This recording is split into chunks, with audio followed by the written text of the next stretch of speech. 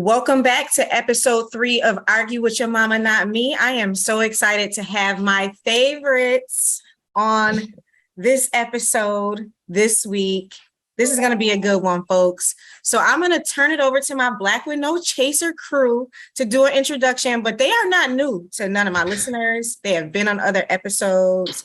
I rock with them. If y'all don't follow Black with No Chaser on Instagram, Facebook, Twitter, download the radio app, all that good stuff. I'm going to need y'all to do that right now before we start this conversation. So I'm going to turn it over to Cirillo for an introduction.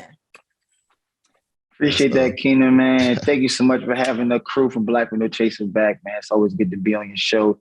But yeah, I'm Rillo or Cirillo, CIO of Black with No Chaser. And so good to be on. I won't take too much time with the intros. You know what I mean? Because if you know, you know. And so let's get to it. CJ, man, what's up, bro? And what's happening? I was trying to turn my damn notifications off first and foremost because they was pinging in the background and shit. But I'm CJ, CEO of Black with No Chaser. Very glad to be here with Sis Keina again. And yeah, man, I really want to just get into it. I know you got a lot that you want to kick today, so I'm with it. I'm with whatever. Definitely. So we're taking it home for CJ. We're going to talk a little bit about what's happening in Mississippi. Our boy Brett Favre. I know all the sports fans out there remember him. Hall of Fame quarterback.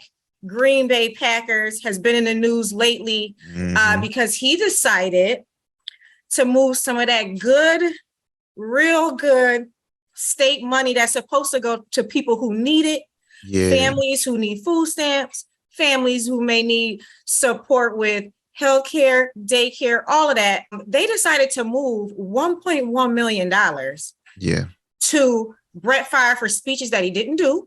They also moved money over to his alma mater for a volleyball Southern Miss facility. Yep.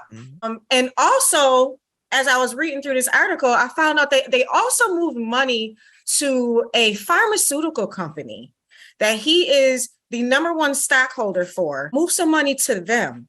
So he's went and paid some of this money back. At least part of the $1.1 million he's paid back. He owes $228,000 to Mississippi for that.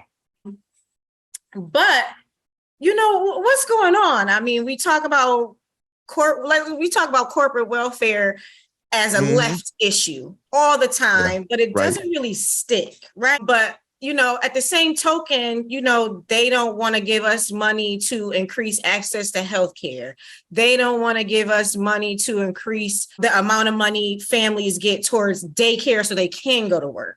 You know, right now, we'll talk about this a little later, there are folks who want to stop the fact that Biden wants to relieve some Americans of their student loan debt.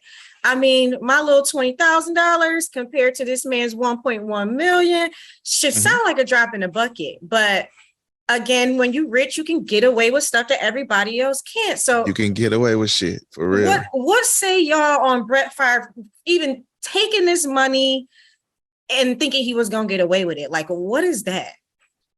Well, yeah, as you said already, Keina, I am from Hattiesburg, Mississippi, where Southern Miss is located, where Brett Favre threw the ball, you know what I mean, before he went on to be drafted by the Atlanta Falcons and then traded to the Green Bay Packers. So the Favre legacy is something that we're very, very familiar with. We also are familiar with him having a compound here right outside the outskirts of Hattiesburg. This man has a huge home. He's $100 millionaire.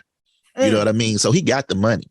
You know, if he wanted to do something for the school, he could have just did it his damn self. But the reality is, and we all know this, is that typically, particularly in a state like Mississippi, conservatives go out of their damn way to ensure that we don't get a damn thing. The reality is the funds that Brett Favre actually accessed were called TANF funds, which essentially are the equivalent of welfare funds, right? I mean, that's what it is. And they call them temporary because they don't want you on them for a long time. But the reality the funny thing is that only 2% of the people that were qualifying for this were actually receiving it in the state of Mississippi. So the federal government, Mississippi itself is on welfare. The federal government gives Mississippi, the state of Mississippi, more federal funding than any other state in the union. We get more because we are also the poorest state in the union. But when we have conservative leadership in state offices, they fight tooth and nail to hold on to them. You already talked about and touched on Medicaid and Medicare expansion, and the fact that they do not want to expand Medicaid in the state of Mississippi, because that would mean giving access to poor people as far as healthcare is concerned. The same is true with education in the state of Mississippi. And Cirillo, I know he can speak to that, because I think he might have even worked on that issue as well. So I certainly defer to him on that in that regard, with regard to fully funding education with federal funds that were made available to do so. And obviously giving poor people what they need as far as detainment funds were concerned. 2%. And yet Brett Favre, who obviously wouldn't qualify for it, was able to access $1.1 million, not only to at all, but for the purpose of using it for something that ain't even got nothing to do with welfare. Like, they get mad when we buy crab legs. You know what I'm saying? Like, they try to see if we getting crab legs when it's time to eat. And we using food stamps for what they for. Food. You know what I mean? But we've seen in the state of Mississippi, and I don't mean to ramble, but this very same auditor, a Black woman was the tax assessor in Rankin County. In 2021, she was sentenced to 18 months, but no, she was sentenced to 15 years, but most of her sentence was suspended. And the rest of her 18 months were to serve on house arrest. That's what she received for stealing $6,000. These white folks, these conservatives, they are really no, CJ, you got it. So if this was C3, I would say don't say conservative, or don't say Republican. Don't say the R word. Right. You're right. We got to make sure that people, because everybody don't know that conservative in C3, C4 spaces means Republicans, right? They just say conservative because conservative, progressive, whatever. But I just want to make sure that, because a couple of things we say, that there was a they thrown out, there was a us thrown out, there was a conservative thrown out as Republican. I think they are Republicans, us being people that are what? Economically insecure people struggling to make a buck, people that need these funds. So us is not really just us from an actual partisan level, but us from people just being general folk out there. I don't care if you're white, black, blue, purple, green, who actually need access to the system that was created for them. So I just want to make sure we qualify that really quickly, because I know we so used to saying conservative because of the work that we do, and we say it and we know what it is. But I think folks that listen to these podcasts, we got to make sure we put the Republicans and hold their feet to the fire and let people know that when things are happening like this, there are Republicans that are doing the dirty work. Not saying the Democrats haven't made their own bed in particular ways now too. But for this particular issue, as it stands in Mississippi, and Tate Reeves and the Phil Bryants, right, of the world, and the Haley Barbers of the world, and all those folks down in Mississippi for 30 plus years. More than that. I know I'm just saying the last few decades, but we can trace back to 5, 6, 7, 8 decades of Republican control within Mississippi that has led Mississippi to being last in the union, or virtually last in the union across all categories. I think the only other state that can actually shoulder bump with Mississippi is my home state of Louisiana. And we know that we're dealing with a big fight down there right now with Cassidy running for re-election. And what's his name? I'm drawing a blank. Gary? Brother Gary. And he's down there trying to win a race. And I'm telling you, man, and even with knowing what we know now, being 45th and 50th in the country, respectively, going back and forth depending on the year and the date, right? I think it just shows that Republican leadership has failed. Trying to win the struggle race. Trying to win the damn struggle race and pin everything against Democrats and corporate welfare, while at the same time, though, the most socialist folks in this country are rich folks in this country. Right. I mean, look, they just like to steal it rather than allocate it. You know, that's the all. difference. I mean, but they That's stole all. nearly $100 million from the state of Mississippi and No. distributed it to rich people, wealthy people, for purposes that were not at all what they were intended for. So the poor people who are supposed to actually have access to those funds never saw them. Even in the process of attempting to properly go through the right channels to get them, only 2%, 98% of the people who applied for this got rejected. And yet they got 70 million of it to give to Brett Favre and other multimillionaires for the purpose of building companies, funding things that literally have nothing to do with what the hell that money was for. And my belief is that that's not the only time they've done that. I mean, it's certainly not the only time they've done it. It's just the first time that somebody dug enough into it to call it out. Yeah, it's funny that you mentioned that Democrats have skirted the line and tried to pay both sides in this issue as well. The reason why it's so hard for us to get benefits when we need it is because President Clinton decided to reform the way in which we got welfare benefits in the 90s because he wanted to play to Republican support, which is nonsense. You never had it anyway. Once Newt Gingrich got into office in the 90s and made it clear it's us versus y'all, you wasn't getting their support anyway. So, you know, Democrats have done us a disservice by not being 100% honest to us and trying to play both sides as if we aren't in this partisan war that is real. Speaking of stealing from us and not taking care of us, I wanted to talk a little bit about the Jackson and Mississippi water crisis.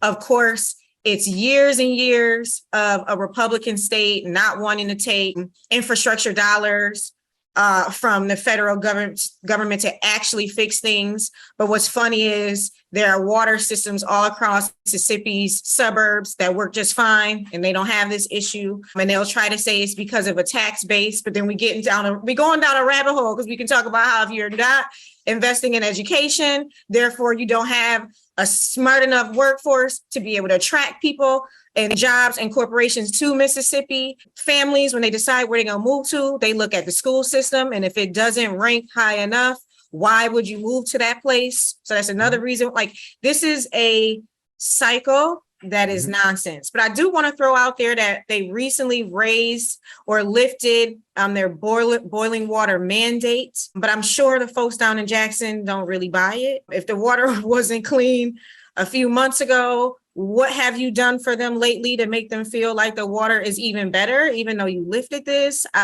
So, you know, are you hearing anything on the ground, CJ? How are folks feeling about this? This is Flint all over again. And I'm over this, but it's going to happen somewhere else. So, yeah, for sure. I mean, so this is finesse literally, even the boil water lifting, it's essentially the current governor of Mississippi, also a Republican. Tate Reeves. Tate Reeves was a former lieutenant governor, and now current governor, is playing a game with people's lives. And if you look at the pattern that you just stated, if you look at the pattern that exists, then we understand that literally this happens in every Black community across the country, particularly in urban cities. And that's where we are often densely populated, right? So if you look at Flint, like you said, the same struggle exists with infrastructure. The same struggle existed with the state of Michigan. And, you know, eventually there were criminal charges at one point in time brought against them. I know that some things have occurred that allowed them to evade those charges, but charges were brought because of the actions that were taken. You're seeing that there's some issues with infrastructure taking place in Baltimore, another predominantly Black city. The same is true with New Orleans, and they've had some issues. Obviously, Katrina is an environmental issue that took place. You look at Union, Alabama, a predominantly Black place. You look at Cancer Alley in Louisiana, another. So environmental racism is systemic racism. And that's what's occurring here. And you have this paternalistic relationship between the state of Mississippi and the city of Jackson that is, it's full of animosity, because the city of Jackson, people need to understand, is the second blackest city in the entire country, right behind Detroit. So when you understand that literally black folks run the capital of Mississippi. You can't do it without Jackson. We're the biggest city, and in spite of them extracting the resources from Jackson, that's the part they don't tell you. The reason the streets are fucked up is because they driving on them to work every day. They doing their business in Jackson. They utilize Jackson's numbers and population to build around Jackson, while at the same time simultaneously attempting to bleed Jackson dry of its resources. Yep. And then they want you to beg for the money. I believe they were given $7 million, they right? begging too though. Not they begging too. It's just that they begging too. It's just that white folks got money for the lobbyists, and then people of color, socioeconomically, people that don't have the money to beg in a more cordial manner, and not really get in the streets. Now, if we had the money to beg how they beg, we would too have the money. It's just a matter. This is a matter of access, and I think that it's a longer road, right? It's a longer road when you're talking about taking the route of activism, and you not really, and you ruffling feathers when you go underneath the table, you lobby, and you got a team, and I don't have to go around. And so to me, I guess because I see it every day, right? I see it at the highest level, and I know that it don't matter who. What speaks to me oftentimes, and I think a lot of times this really goes and leans on the whole idea of abolishing Citizens United or getting it overturned, is because there's so much money in politics, and it's hard to track the money. There's dark money, and this really also leans on what the Democrats are trying to do and try to kind of get rid of some of the dark money in politics. And it's just look, dog. Anytime an issue can be bought and sold. Anytime communities can be bought and sold, anytime they can be bartered and put on a chopping block, and whoever got the most money and resources. But because the thing is that like Jackson in of itself, and this is just my time in Jackson, it's my 3 years down there going to school. Bro, it was almost horror stories of the amount of hoops that Jackson had to go through. And at the time in which I was still there, Jackson was losing Southwest. So Jackson didn't want So now you had once again Republican-controlled state, a Republican-controlled legislature. They wanted to control the airport. So instead of giving Southwest what they wanted, they say, you know what though, we not. And so we're going to actually once again take away from another resource, another cash cow, another strategic partner for the city of Jackson, and they eliminated that. Now I think since then Southwest has come back to Jackson, but nevertheless though, right? It just once again though, they put you behind a rock and a hard place. Between a rock and a hard place, and make you have to make decisions that you wouldn't normally make. And then you end up being in this kind of conundrum. And then now you got to act hastily. And so I think that Jackson has ultimately fell into that kind of black hole. If you really think about it though, the difference, the distinguishable characteristic there is that these state leaders, Mississippi is a majority Republican state. It's a hella red state. They ain't even talking about the election getting stolen, this motherfucker, because it was so far from close that, that ain't even some shit they bringing up. But when it comes to literally the stealing aspect, we know that Mississippi is receiving their funds from the federal government. They're receiving their funds.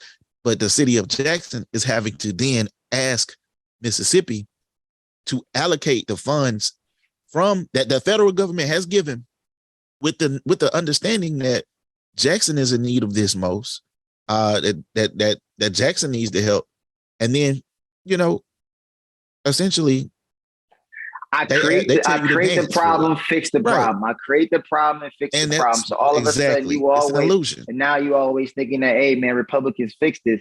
Well, you're creating all the problems. You've Right. been in control since the inception of goddamn Mississippi. And so you're Starving creating you. all the problems, Mhm. starving you out, and then giving you a little food and saying, A "Be water happy." bottle. See, that's what I did. Yeah, exactly. I did. I'm gonna tell you that your water's that good, but also at the same time, though, we're really telling you, I hope you're using water bottles every single day, because damn sure this water ain't back to where it needs The to be. conversations that they, Bro, go ahead. Flint ain't even back to what it needs to be. And then the crazy part is though, is that like they had cities surrounding Flint, towns surrounding Flint, Detroit as well, that was actually worse off than Flint. It just so happened Flint got the actual news. I talked to somebody, right, that really had the whole play on Flint. And this is not diminishing where Flint was at, because it was awful. And it still is in need of a lot of infrastructure money. But there were towns that were around Flint that were worse off than Flint, which is bad. And a lot of them probably was relying on Flint.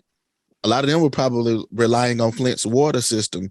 And so, bro, if you really think about this dynamic that's at play, like it's literally they want you to dance for it. Like they're essentially saying to I believe that Jackson applied for $40 million of, let's say federal government gave the state of Mississippi $200 million for infrastructure. Now I'm not sure if that's the correct number, but let's say of that $200 million, Jackson applied for $40 million of it. Jackson being over 200,000 people, by far the largest city in the state.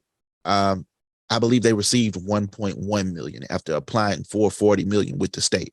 So that lets you know that the state is not only hoarding the money, but being egregious with the money. I'm going to take it back to Katrina. When Katrina happened in the state of Mississippi, the Mississippi Gulf Coast was ravaged. Central Mississippi was also affected, but not in the way that the Mississippi Gulf Coast was. As a result of it, we were given Katrina relief funds for the purpose of rebuilding after all of the damage that occurred.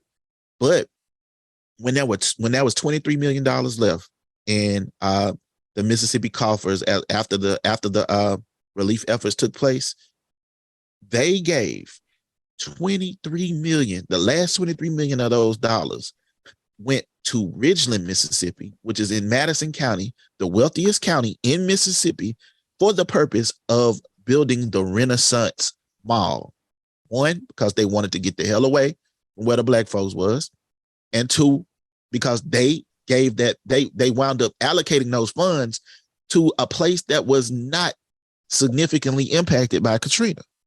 So they used Katrina money for the purpose of building up the already wealthiest part. Once again, lobbying, right. bro. So this resources. Pattern, right. This pattern ain't new. Like they've been doing this shit, but that's another instance of when it occurred. Oh, and this happens in the Northeast. In New York, they called it the Buffalo Billion. They were going to spend $1 billion in Buffalo in order to revitalize a Rust Belt city. Where did that money come from? It came from the state suing banks for not properly allowing Black people access to loans. So basically it was money that was there that was supposed to get used and trickle down to Black communities, the ones that weren't getting access to the money when they were trying to develop their community, but they decided to put it on a waterfront. Who goes to the waterfront? Everybody. And everybody in the suburbs come to Buffalo because they want to go to waterfront concerts, but the money didn't go to the east side. And if we're talking about environmental justice, we know for a fact that there are lead pipes all through Buffalo's housing infrastructure. Nothing but lead pipes. Lead has been an issue for over 30 years, but we haven't managed to address the housing needs. So this is happening in Detroit. This is happening in Michigan. This is happening in New York State, one of the most liberal and progressive states in the union. This is happening in the South.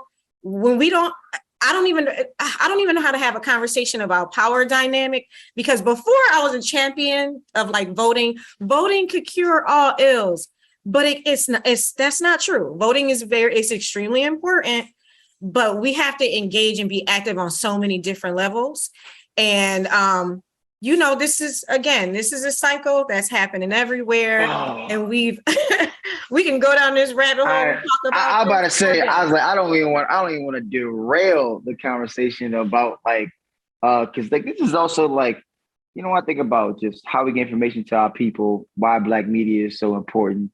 You know what I'm saying? Why our shows should be getting fully funded is because, like, there's a certain level of responsibility and care that we have for our communities, because we come from those communities. We still have family in those communities. We have friends in those communities. Our beloved HBCUs are in those communities. And so it's like when we get on air, we know that when we speak, it's literally like, yeah, we want to make it entertaining. But at the same time, though, we really trying to give you facts.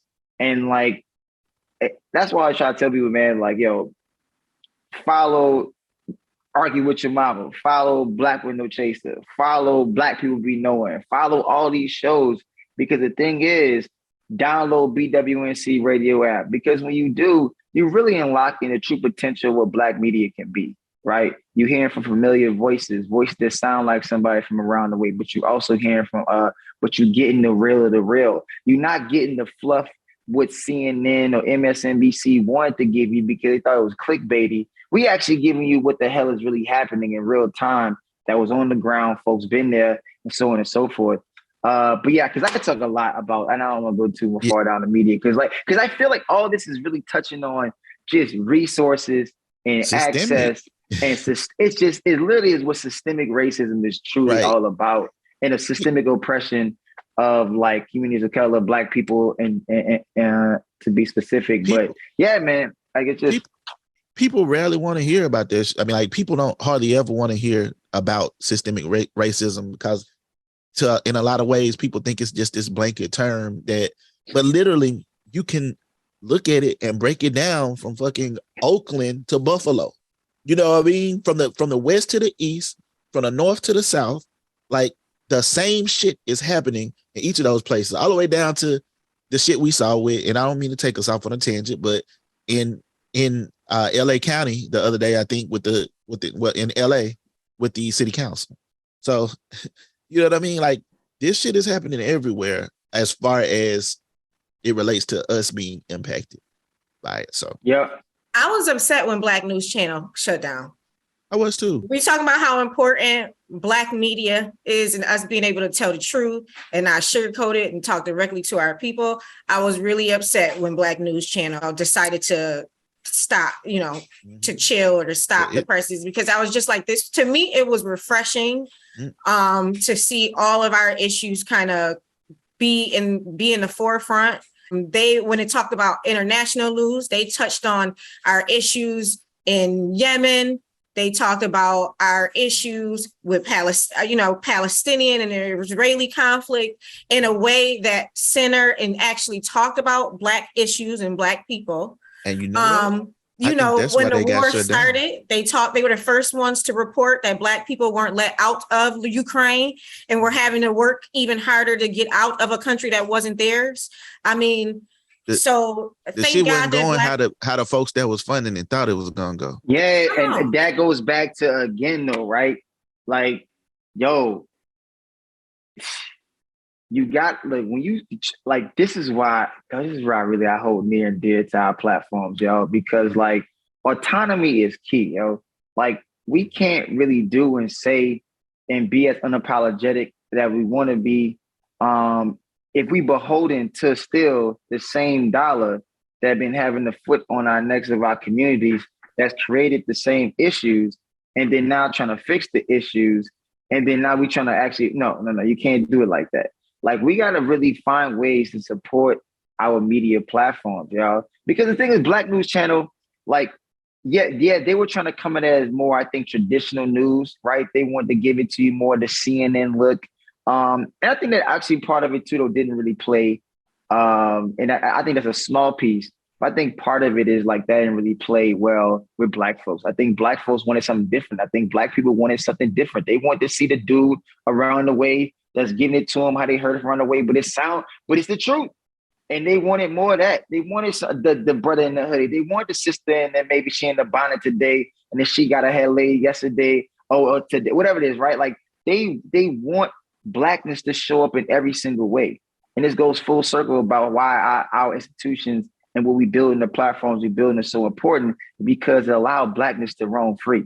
And when you allow Blackness to roam free, you really get the truth, that you really feel the true weight of what it is to be Black in America, and we actually feel good about being Black in America. And so, like, that's just my thoughts, man. Like, again, I think that there's a lot to be said around media, but I know we're not here for the media. But the thing is, to what CJ's point, systemic racism is so real, y'all, that like it's hard to not have these conversations and your mind's going, and you're also thinking about the connections to this and the connections to that and the connections to that, and not have to bring this up, because every time we say this, and you're like, oh yeah, but actually if that would have been different, we could have not, this wouldn't be an issue.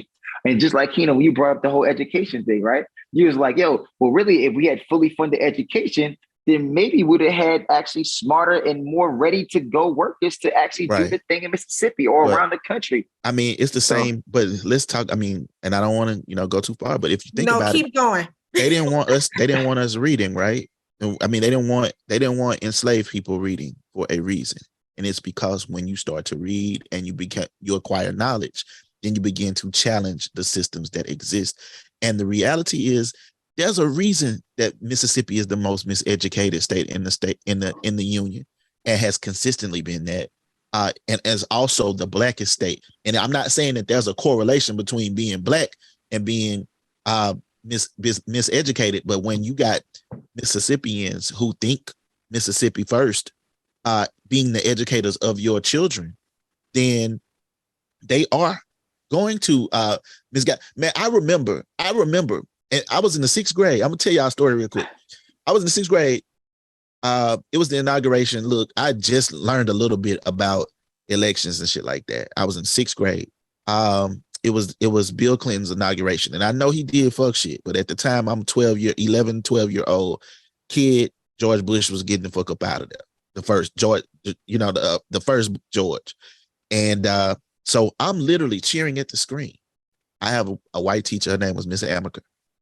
She literally turns red in the face with tears in her eyes and says, "Don't you do that in my classroom. He was a darn good president, And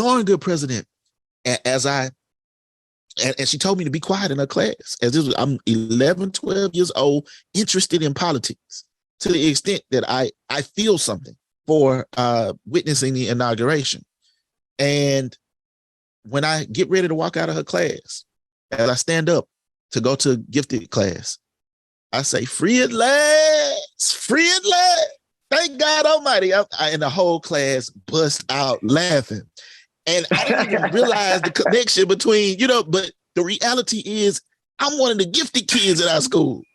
And she's doing this. So imagine the kids who may not have that infrastructure at home, or, being instilled with that, who are still having these type of people. This was in the 90s, doing this type of shit to them, And so, man, yeah, there is a correlation of being American and being miseducated. I'm going to say it again. There's a positive correlation of being American and being miseducated. Right now in the goddamn state of Texas, they are calling former enslaved people workers. That's still in textbooks to this day. And we know, in fact, enslaved folks couldn't have been a worker. Why? Because they didn't receive any wages, not even indentured servitude wages, right? Man, like when you see stories like that coming up, and, like we got this whole idea of like demonizing people who woke, right? Democrats are woke. And first of all, let me just say this, people don't say woke anymore because white folks have hijacked it. And I don't say any white folks. The white folks have co-opted the woke term, but don't even know what the hell it is. And so since then, I would like to say, for the most part, majority of Black folks who understood the nature of woke have refrained from using woke. So we don't use woke anymore, goddammit. Before that very reason, because it's just like the damn cuffit dance and everything that's happening right now. Sooner or later, that shit gonna go, because, when you just we make this shit cool. And so the minute they start using it, it's not cool anymore. It's just like So- respectfully. Respect. Respectfully. You got to say it respectfully, because if not, then it's disrespectful. Hey, No, look, or does it make it more disrespectful for saying respectfully? I think it's Oh, no, that part. I agree with the last part, actually. Yo, I literally saw a dude said that shit the other day to a judge, with all due respect, and then said some disrespectful shit. Yo, she was it's that's our segue. That's the segue. Like, you about to get told off when we hit you with all due respect. You're it. Finish it. You already know. You already know. CJ, I had a similar story. It's I think I'm like 11th or 12th grade. They decide to air on TV when we invaded Iraq. I'm the only Black girl in my class, and I am disturbed. I am like disturbed. I am not feeling it. I don't think we need to be going to war. And I just remember the reactions of like my teacher in the room. Like, she didn't say nothing to me, but it said a lot to me, being the only one disturbed that we were invading a sovereign country. And I know I did not buy that they were responsible for 9/11. Come to find out that all the people who rolled up on that airplane was actually from Saudi Arabia and not Iraq. Weapons of mass destruction did not exist. And it was all a play for oil access anyway. And we also know the military industrial complex contractors like to make a whole lot of money, and they make a whole lot of money. Still doing it. So, we're in these spaces when you're young and you don't realize what they're going to mean to you later. And, I grew up going to Catholic school, actually, from like second grade all the way to my senior year. And I decided to go to an all-girls Catholic school for high school. And for me, it really wasn't like a race thing. And my father gave me a choice. Like, you can go Lackawanna High School if you want. That's where I'm from. Y'all know I'm from really Lackawanna. Okay. Yeah. Outside of Buffalo. But he gave me a choice, and I decided to go to that high school. And honestly, it was a great experience. I wouldn't trade it for the world. And it got me where I'm at right now. So I'm all right. There you go. But, it's just funny when you're in these spaces as a Black person, and you can really look back at a moment in time where your Blackness was on display in your mind or in others. And you just like, wow. But I also wanted to say, when we had this conversation about communications, I think where Black News Channel fucked up was that they didn't take the Black with No Chaser approach before deciding to go to air. You spend a lot of money creating a news network that's supposed to be on par with CNN. And for you to do that without having a strong enough people base, Black people base, and then expecting you to just translate to TV that easy is the reason why they failed. So I'm going to clap this because eventually y'all will be on TV. And they got this book called The Power of Broke, right? And it talks about all these situations in which people that start off with a lot of money had an idea and then flopped, and people that didn't have a lot of money, they took off, right? And this is just the Black News Channel is a tragic microcosm of just like when you got a lot of money behind it, but you haven't created authentic and kind of like built community up in a way. And really, though, it really goes back to like any idea, right? I'm going to tell you around brown liquor and chicken, my little annual part. I'm just bringing this up because like I just know what I know about something and try to move away from BWNC for 1 second. And it's a good time, y'all. So if y'all ain't never been to a brown liquor and chicken, you find one in the city near you. Keep going. Thanks. And so the reason why I brought that up, because like folks wanted me to try to scale it before I understood what proof of concept was to me, right? And I think that oftentimes when you got an idea or you got something that's good, but you don't know the various nuances of what it takes to actually like build that community, what that community wants from the actual particular product or brand. And I think when you do that and you put a lot of money behind it, what I perceive it to be is you're trying to force feed me something that's controlled by somebody that doesn't really care about my communities. And so it comes off inauthentic.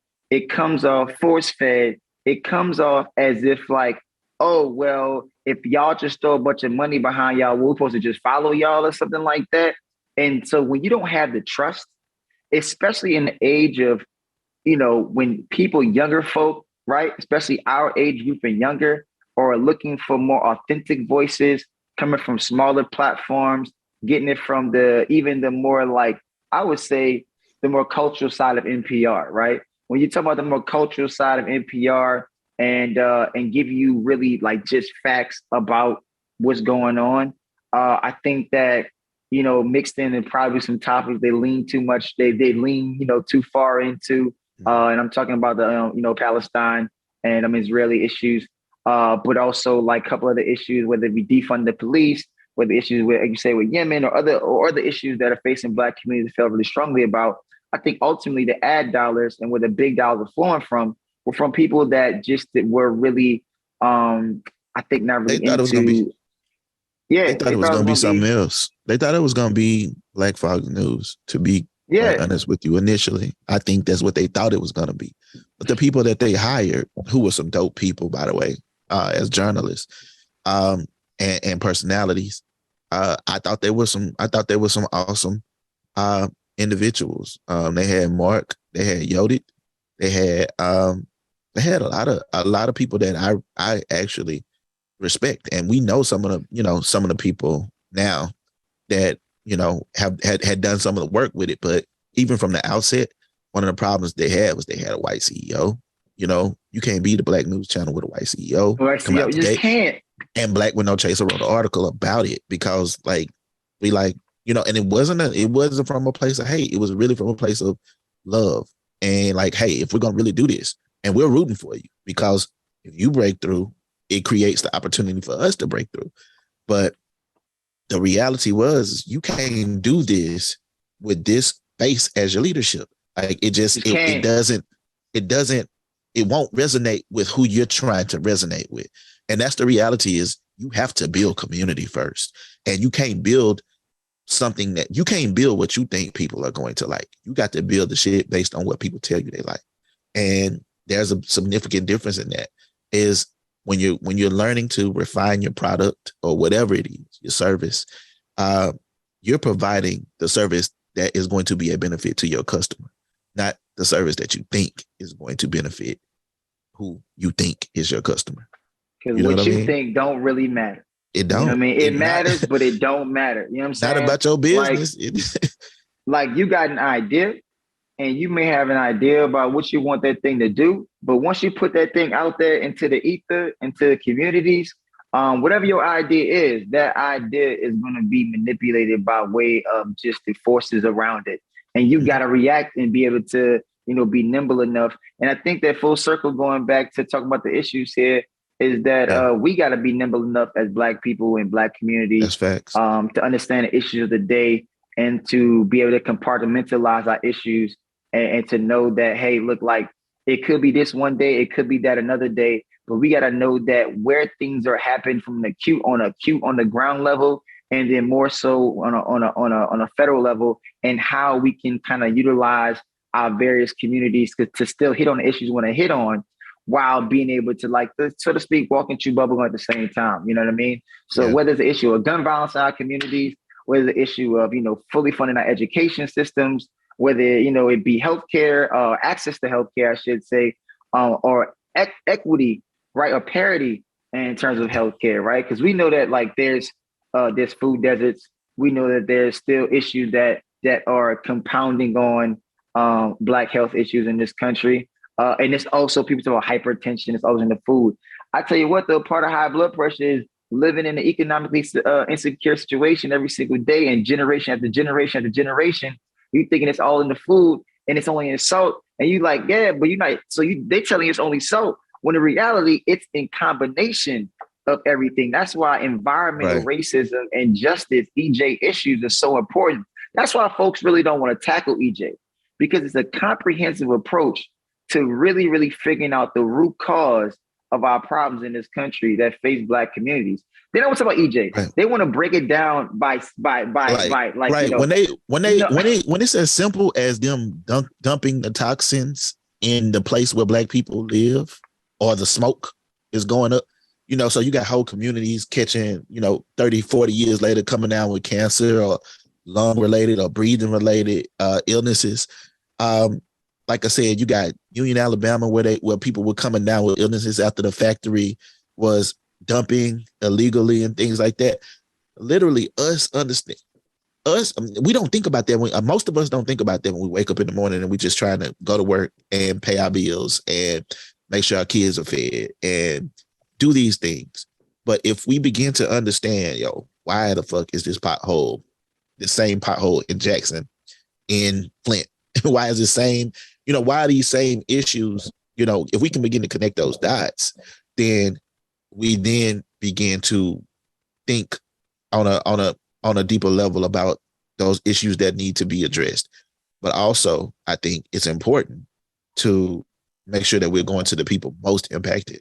Not just, hey, I'm Black, so I'm the most impacted, but who is the most marginalized of us? Let's go talk to them about what they want and then bring those issues to the floor, because that's the way that we're going to truly address and resolve these things. Transcending they the don't want to do that. talented. They make us enemy number one when we try to go talk to, when we actually try to mobilize. I mean, Black Panthers. Tried it. They shot homeboy up. They killing all of us for that shit. Yeah. Right. Sure. Anyway, okay. So that was a good conversation. So thank you.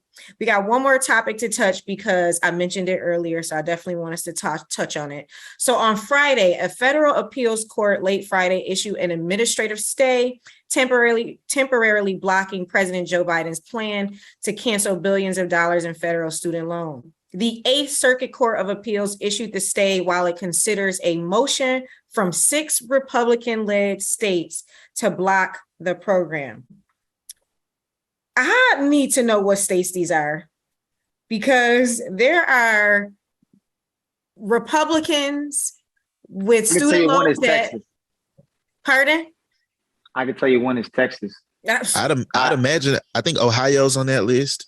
Texas is always on the list, okay? Ohio, if Texas, Mississippi Missouri. ain't on it, then it will get on there because it. Oh, I found it. Okay. The states, I believe, are Nebraska, Missouri, Arkansas, Iowa, Kansas, South Carolina. Basically the Midwest and Lindsey Graham goofy ass. The motherfucking Confederacy. I mean, basically all the states that were brought voted into the Union after slavery ended, after chattel slavery ended, right outside of Missouri, and where everybody ran to, all the racist motherfuckers, right, including Texas. And so now that's where they at, right? And so you're like, who's living in these lawsuits? Everybody. And no, this is a full circle moment again on politics being engaged. AGs, attorney generals, right? The attorney general of your state is the person that can levy any lawsuit on behalf of the state or all the citizens of the state, whether you voted for that person or not. Think about this for a second. If you are a person right now in Kansas with, I don't know, $10,000 of debt, I don't know, just saying, and you're a Republican, and you're sitting with this debt on your shoulders right now, the attorney general of your state is going, guess what? I'm going to file a lawsuit in federal court. And if you don't think that these attorney generals are talking to each other on a daily basis to try to figure out how they can actually collude or in a concerted effort, block every single effort by the Biden administration or any administration that's going to bring relief to ordinary Americans. Understand what I'm saying? This is not a Black issue. We talking about Black issues. This is an American issue where people that are out of touch reality or running our state legislatures or running our state governments or in our federal governments who are now talking about what you, the American people, need to know because they think they know better. And in part, though, is because we're voting them in office. We putting them people there.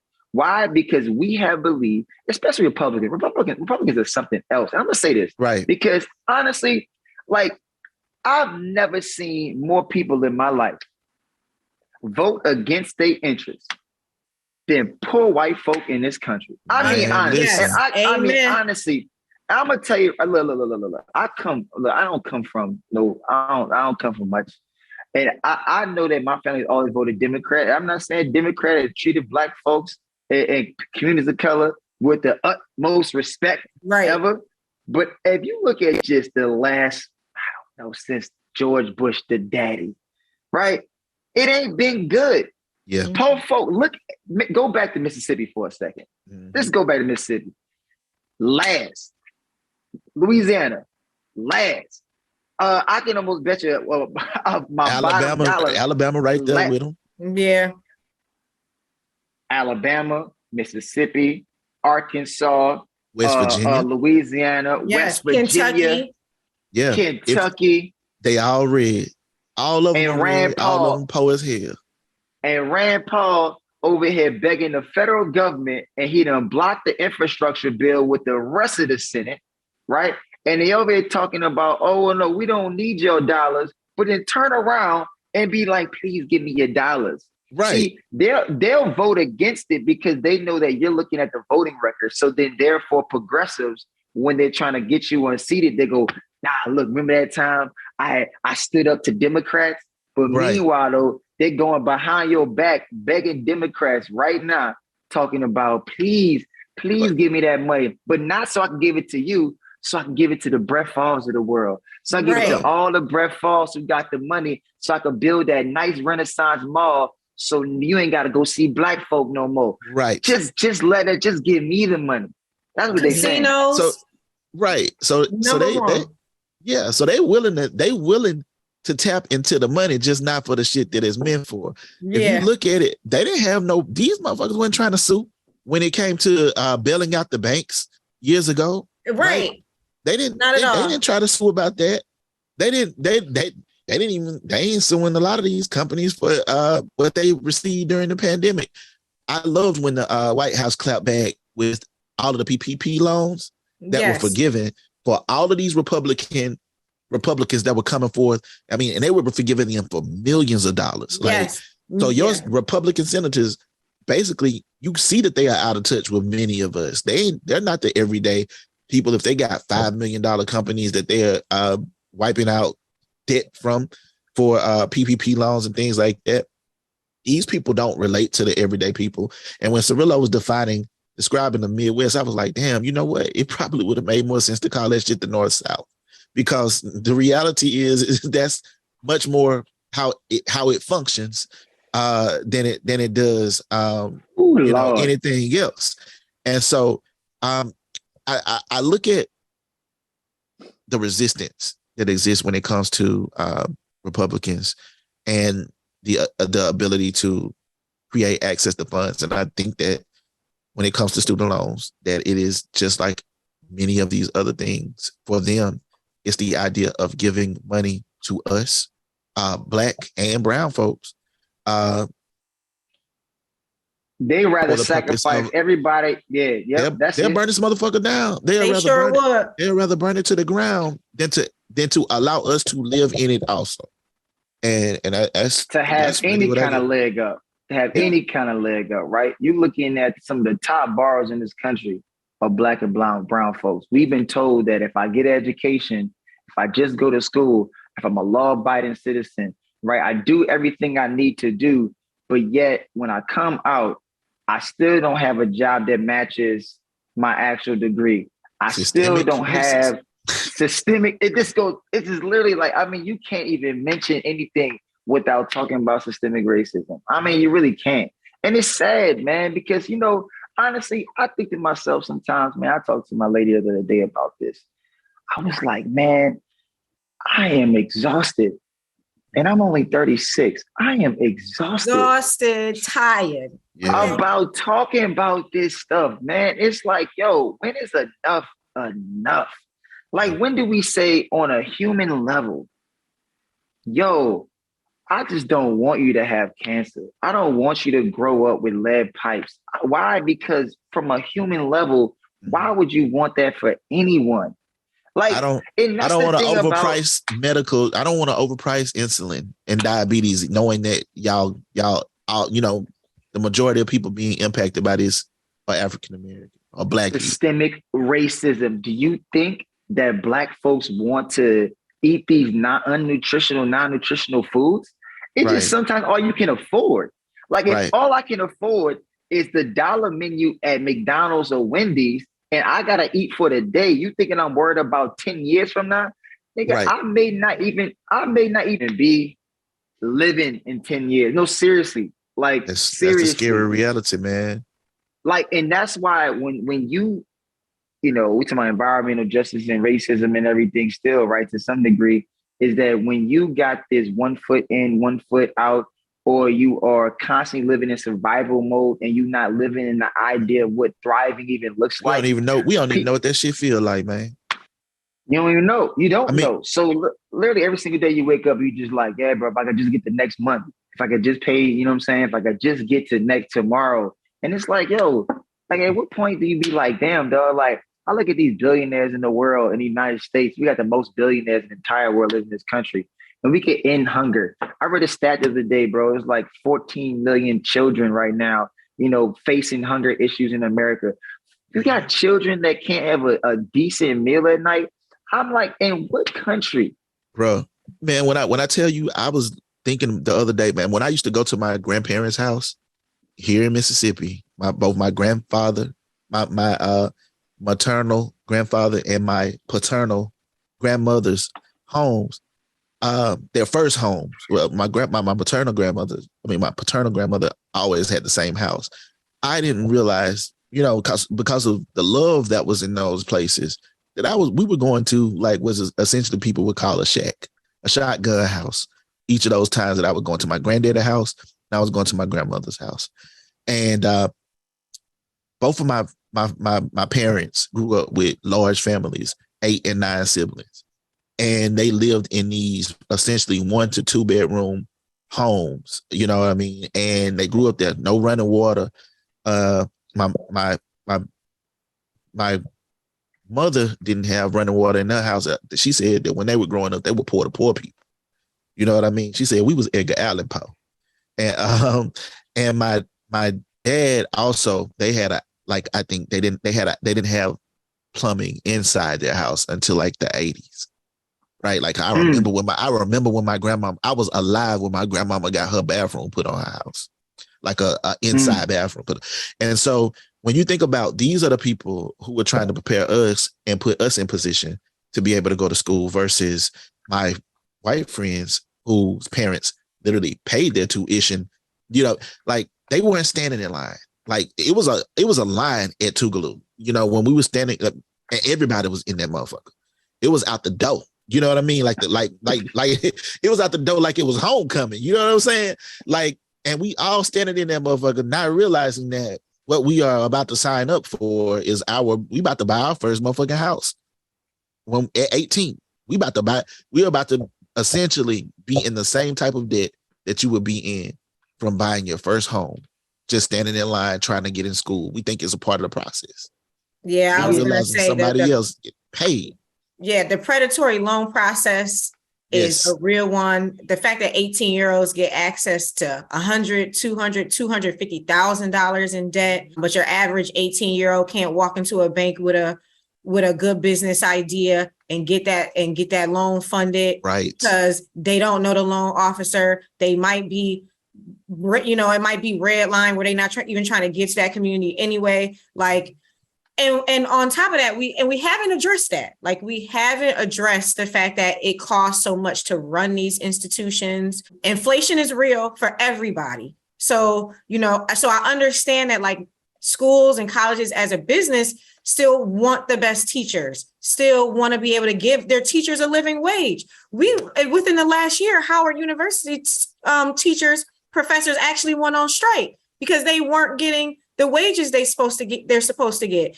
I mean, but the university system can't be propped up by the federal government because, like you said, they don't want to give that. They don't want to give to public universities. They damn sure don't want to give to HBCUs. Right. And, you know, this is just right. You literally and had they don't want to give right? to us. Right. And Maryland just had to sue to get the money, right? Like, yes, Maryland sued to get the money. It was like, man, it's a scam, dog. It's a scam how they tell you one thing you can't do this, the next thing you can't do that. Like legitimately, like if folks taking $100,000 worth of loans, imagine like they are somehow how you gonna pay for it. You know what's crazy is this is the irony of this. They be like, well, if I give you a house and you got education, you can't pay for it. But then like you go and get your education and you come out with your bachelor's, you still can't pay for it. Right. But I now can't even pay for my education. now I'm $60,000+ in debt from my education. So so now I can't pay for that either. Right. But the crazy part about it, I can extinguish a mortgage. I can go into bankruptcy and extinguish that debt. I can never extinguish my they did that shit debt. In 2000, and like around 2001 to 2002. They know it. And so like, bro, they knew the money was coming. They knew the money was coming.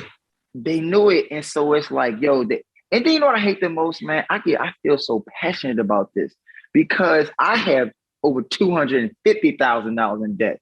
Like, you know what I mean? So, and I'm telling you right now.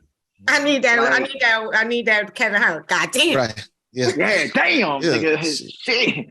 But it's true though. Like when I look at like once my interest compounded and I finally graduated, right? So you end it, but as soon as you walk across that stage, interest accrue immediately. Boom. Right. And so it's like all the interest that was like waiting on you to graduate, here it come, bam. And so, you know, I look at this and go, and I hate, and this is across the board, man. This older folk. This ain't even white people now. We ain't talking about Republicans. We talking about all older folk who done paid off their loans and have the nerve when they got a job, when a bachelor's education was paying what the actual amount of their loan was, so they can begin to start paying back on it, right? Mm-hmm. You find me a job right now. If I come out with a bachelor's degree, you find me a job making $95,000 if I just paid for whatever. I gotta work. That's why they come up with this student loan debt forgiveness program when you're working for public interest and nonprofit, because they was like, look, these motherfuckers ain't never gonna be able to pay this back. They ain't gonna be able to pay this back. School teachers ain't never gonna be able to pay this back. So, you know what I'm saying? And it's like, how do you, there's no way you can rationalize this. There's no way you can and that is why right now, enrollment is on another year. This is the third year in a row. The national enrollment for college is going down.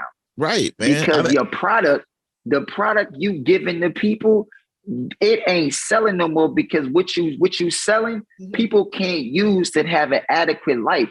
And now the fact that you can go to get courses and get coursework and get certificates. I can now train myself in tech. I can watch YouTube videos. Yeah. Bro, I can learn how to code. Well, the thing is, and you know, I'm not knocking school, but the old models are dying out from work, the way we work, us being on Zoom right now, like to the way that we learn. All of that shit is changing. You know what I mean? Even with this metaverse shit that's coming, like kids ain't gonna have to be in classrooms. They're gonna literally wear their classroom. And so when you think about those types of things, like you begin to understand, like, yeah, in a lot of ways we have been played because we were right between that, you know, we were right between the digital era and the, you know, the analog era of things, a lot of us. And so literally the credit card people used to be sitting right outside the cafeteria at our school, like signing people up. Like he was sitting right in the cafeteria, like in the place between the lobby of the cafeteria. That's where he was sitting. And he was signing people up, like left and right. And you know what? They was hungry. And to them, that was free money, not debt. You know what I mean? There was no concept of what debt was at that time for an 18-year-old. And to be honest, and you know what I mean, like this is one of the reasons why you have to at least be 18 for a contract to not be voided or voidable when you sign it. Like if you 17 and you sign a contract, guess what? I can take you into court and defend you on that contract and say, hey, they weren't old enough to do. But literally a month later, you can literally get plotted on. And you are absolutely right. Them setting up credit card lenders, and I think they have outlawed that since that time, but them setting them up was the equivalent at HBCUs was the equivalent of them setting up predatory loan services, payday loan services in our communities, all around our communities. And in a lot of ways, the same was true with student loans because they made it sound like it was something that was sexy to us, something that like, hey, if you just do this, you'll be able to go to school. The reality was all we wanted was to be able to go to school. Like, so we were willing to do whatever, because we can't go home and tell our moms and our dads that, you know, we got kicked out of schools, and our moms and our dads don't have the means to say to us, well, look, don't sign that. Don't worry about it.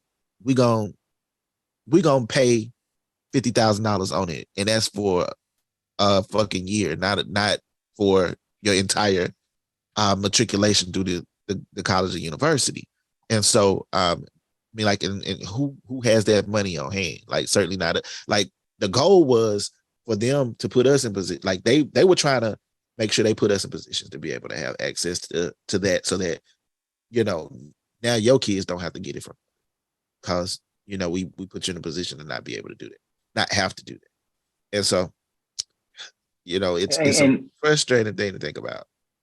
And y'all, by the way, if y'all just want to know what stay means, and through an appeal, is that, hey, they filed a lawsuit, right, in federal district court, right, and so then they say, hey, we're going to appeal it. The appeal court, appellate level, say, hey, we're going to stay this.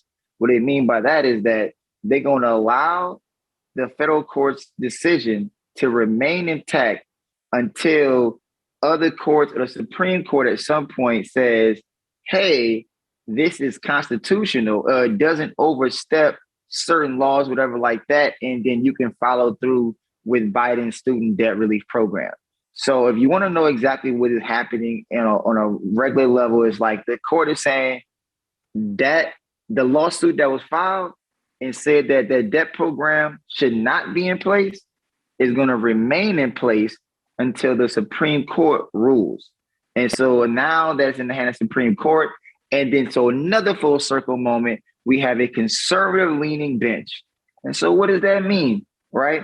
That means that they're going to find by any means necessary to do what they need to do to what? To fall in line with the conservative agenda. And who do we say are conservatives? Republicans. And I don't want to politicize the actual Supreme Court, but God damn it, that's what it is right now. It is literally progressives and Democrats fighting against Republicans. And we don't talk about elections don't matter. Your vote doesn't matter, whatever the case may be. We literally gave up 3 seats, 3 big time seats under the Trump administration. Bro, this man got 3 people to the bench. Yes. 3 lifetime appointments, people, term limits for me all day. I will vote for candidates who fuck with term limits. Let me tell you right now, like, and now once again, we're about to face another blockbuster issue with student debt relief being in the balance, and Republicans, Democrats, libertarians, and independents are they're being held in the balance, and now have to deal with student debt that they can't get up off of them, because you got Republicans in office who believe that they know what's best for you and for others, when you know for a fact that your communities, your families, and your friends will all benefit from the student debt relief program. And I digress. And by the way, though, we should all be voting, because when you don't vote, even if you didn't get everything you needed to get or wanted to get, when you don't vote in the year, especially following everything that's happened, and you got even semblances of it, you know what that tells legislators? It says, guess what? We tried, they didn't care about it, it didn't bring them out to the polls. And so therefore, we're going to about face on this issue and then move forward on something else. And so think about this as you move into election day and early vote. National early vote day is on October 28th and election day is on November 8th. I want you to bear in mind exactly what's at stake. And it's not just student debt relief. It is literally the actual, this is, you know, every year it's like it's the biggest election. But this is critical. It's critical. Jesus Christ, man. It is critical. You actually answered my last question, so I'm going to throw it to CJ. Why is it so important for folks to vote in this midterm election? It's important because we see the stagnation that exists in this country right now as a result of not having the ability to have the president, the Senate, and the and Congress all working together. Like, that's a ridiculous struggle. in which we have seen essentially not much of the policy that could occur and impact all of our lives, because literally you still have people like Manchin in place, right? In West Virginia. If we don't have the Senate, then we can't pass a lot of the things that we need to get passed. And when I say we, I'm talking about everybody that ain't fucking batshit crazy like Republicans and conservatives. Because I don't necessarily identify as a Democrat myself, but I relate to them more closely than I do Republicans, and I would never vote Republican. And so in that regard, I understand that who I'm working with is the people that I believe I have an actual ability to work with, and that's the Democrats. And so whether it be the House or the Senate, it's essential that people go out and vote. There's a reason that they are working so hard to disenfranchise so many of us Black voters, right? Black voters were the ones who turned out early. And so they have begun the process of attempting to figure out how to deter us from showing up and showing out, because it does make a difference. It does make a difference that we got access to the $10,000. Now, I need way more than $10,000 for my student loans, but I'm not going to not take the $10,000 for my student loans. And the same is true. I think that Biden has really attempted to implement policy and ideas, that, could be transformative at some point. The same might be true with the cannabis law, the cannabis exoneration that he brought up. It's not super significant at the level that it could be, but it's a start that nobody else has done thus far. And those are things that he can do on the executive level, but we need legislatures in Congress that can write the laws that erase this criminalization of people who been charged with simple possession or even sale charges for marijuana. You know what I mean? Like, we need to destigmatize that in a way and decriminalize that in a way that allows these people to become upstanding members of society and allow them to re-enter the world with an opportunity that others are making billions off of right now. And that's conservative. That is conservatives making billions off of selling weed. It's it's Republicans making billions off of selling weed right now. And so, and they the ones that that push these laws. So what I would say is critical to vote. And I'm not gonna tell people vote because people die for it. I'm not trying to guilt anyone into voting, but I think that it's one piece of strategy that we can utilize to try to get to where we're going. We know that we have no ear or no audience with conservatives, with Republicans, with the motherfuckers who ran up in the place on January 6th and who kissing Trump's ass. We know that. And so understanding that, I would rather,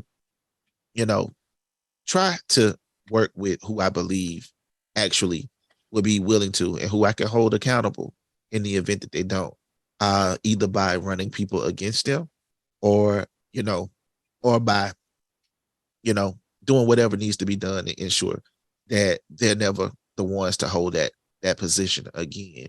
But it's certainly something that we need to do.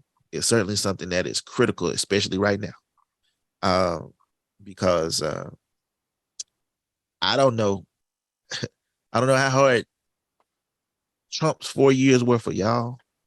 They were very hard. They were very. I mean, if it wasn't for Black with No Chaser existing during that same period, I don't know how I would have functioned or made it through that particular period in time. Hey, bruh. Yeah. I just want to, and y'all get ready, man. Y'all get ready. Democrats are likely going to lose the House. And, I just read an article. I know it's my last thing. I just want a little tidbit, because polls are going back and forth. I think one poll like 2 weeks ago was like, yeah, Democrats are going to not really lose 50, Why people stupid though? seats. Why people stupid, bro?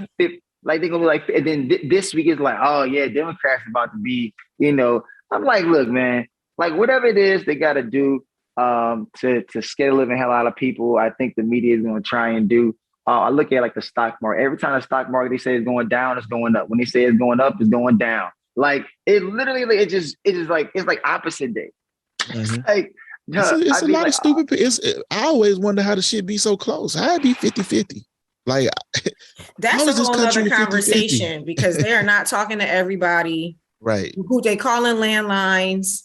Who the hell got a landline under the age of 55? well, Right. It's all kinds of factors that go into polls. I've said this before. My boy Mandel done said it before. First of all, Black folk been finessing white folk for a long time, right? Yeah. And I'm like, if you call a Black person right now and you ask them a question, they gonna give you maybe a semblance of what they thinking, but they also thinking like, why the hell you calling me anyway? I ain't gonna tell you everything. Especially our parents' age, they definitely ain't telling them. Oh hell no, man! Look, they not, bro. They gonna. I know my daddy be flat out lying to them, like, "Oh yeah, man, I can't wait." and don't give a goddamn. So what I'm saying is like, man, but we gotta. I'm not saying, and shout out to my boy, man, from H&T, Terrence Woodbury, and then we're doing really, really, really good data. I think this is why Black people in polling, and I think that needs to be a next push from political operatives out there, is Black folks in polling and doing more data collection, whether it be qualitative or quantitative or combinations of two. But we got to have more of us out there doing it because it's really about the questions that are being asked that are be getting the answers that we are getting. And so we got to start asking questions that are relative to our communities so we can actually get to the answers that we need to get to. But lastly, it's the analysis of the answers that's really displacing or misplacing some of the, I think, some of the political strategy in this country. I think a lot of folks are just like, you got a lot of white folks. I mean, respectfully. I mean, I'm saying respectfully right now in the most respectful way possible. But when you don't come from these communities, your analysis is going to fall short every single time. You don't have there's a cultural barrier there. That's a natural cultural barrier that you just don't have. That's why it's very important that we kind of start finding our ways into the data mining and collection type of vibes and as political operatives. You know what I mean? So Terrence and everybody over there, thank you so much for work y'all doing, man. Y'all killing it. But anyway, that's my shout out for the day with that. So listen, we have talked about so much. So I'm expecting all of our listeners to kind of take the time to dive into these topics on their own. Like they mentioned on this call, we're not trying to sell you or force you to think about things in these ways. Take the time to do the research on your own. Take the time to read a few books, read a few articles, ask a few questions, talk to the people that you know and trust to get information that will be reflective of your needs. But to summarize a lot of things that we talked about, systematic racism is a real thing. And it trickles down from our housing and environmental crisis that we have right now.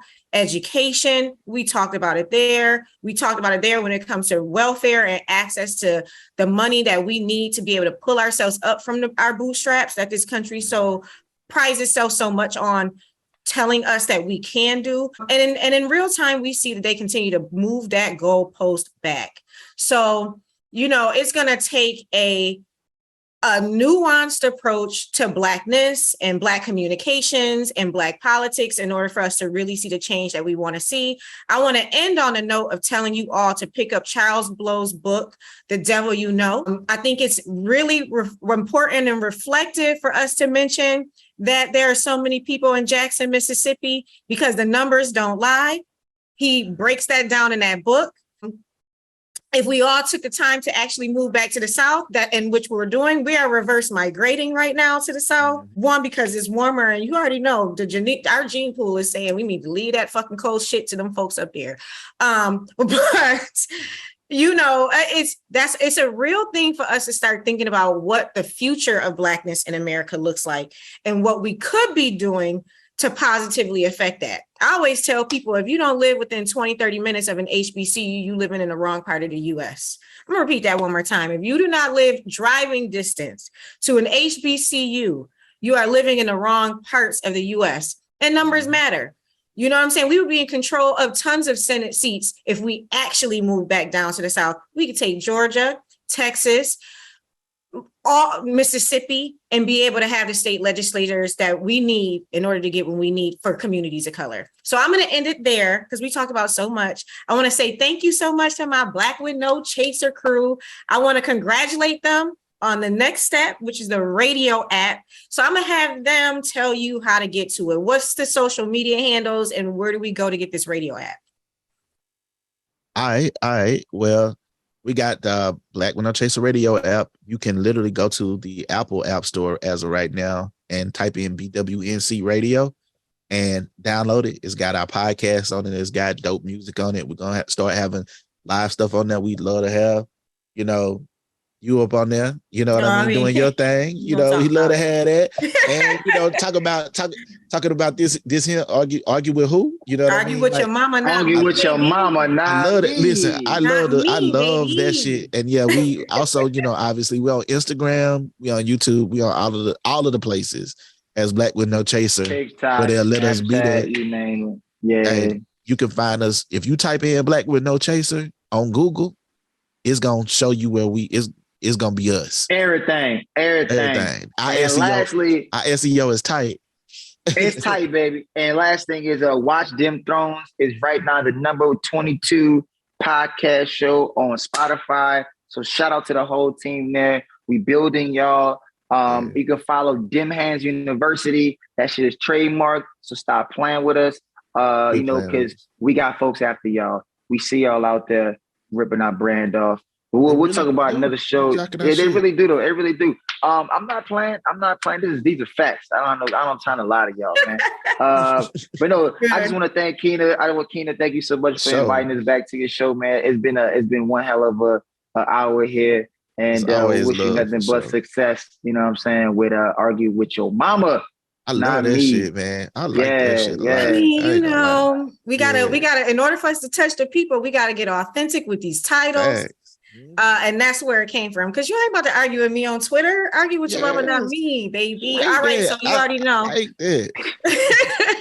So you already know I am on Instagram and I am on Twitter. Keina_Zontel or Keina Zontel. I'm trying to figure out this TikTok thing. I feel like I'm an old lady, but we're gonna work it out because I'm trying to get your mama on. I'm about to start doing classes because we just started getting our TikTok popping. I had to figure I'm kind of social media, not kind of, but like social media. Y'all are up there on the social media. I'm gonna put you on how to figure that shit out. I'm gonna break it down into science. Yeah. Because we actually gonna do classes for everybody, more master classes, where people can engage with Black with No Chaser, that we can give more back. You know what I mean? Because we realize that folks need help, and everybody can't pay for everything. And so from a content and just love of the game, we're gonna start giving back.